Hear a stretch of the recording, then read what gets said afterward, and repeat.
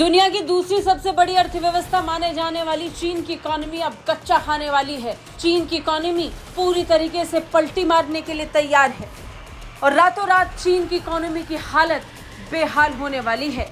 जी हां, पहले real estate और बैंकिंग संकट से बेदम हो रही चीन की इकोनॉमी को लोन बांटना भी भारी पड़ रहा है। एक रिपोर्ट के मुताबिक देश में लोन डिफॉल्ट करने वाले कर्जदारों की संख्या करीब 85 लाख के स्तर पर पहुंच चुकी है।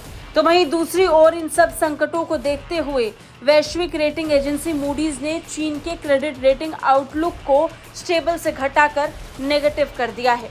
ये दोनों खबरें चीन के लिए दोहरे झटके से कम नहीं है।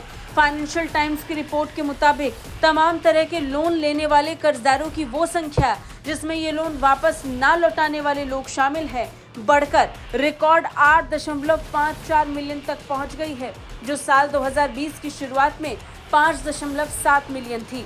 चीन न केवल स्थानीय लोगों को बल्कि कई देशों को भी अपने कर्ज के जाल में फंसाता आया है। इसका सबसे बड़ा उदाहरण श्रीलंका और पाकिस्तान है। दोनों ही देशों पर चीन का भारी भरकम कर्ज है।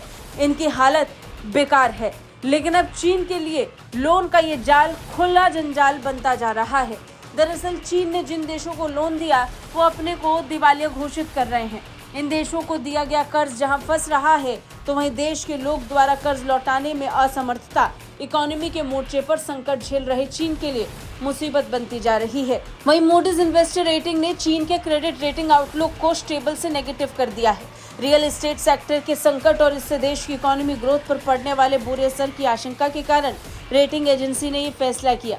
रॉयटर्स की एक रिपोर्ट के मुताबिक चीन के वित्त मंत्रालय ने मूडीज के इस कदम पर असहमति व्यक्त की है। वित्त मंत्रालय की ओर से कहा गया कि वो देश के क्रेडिट आउटलुक को डाउनग्रेड करने के रेटिंग एजेंसी के फैसले से निराश है। आउटलुक को लेकर मूडीज के फैसले का असर चीनी शेयर बाजार पर भी दिखाई दिया। चीन की ब्लू चिप कंपनियों के स्टॉक 5 साल के न्यूनतम स्तर पर पहुंच गई है। खैर, चीन की इकोनॉमी के लिए इसे अभी शुरुआत ही मानी जा रही है। इसके बाद चीन को अभी और बुरा वक्त देखना है। ब्यूरो रिपोर्ट, भारत तक।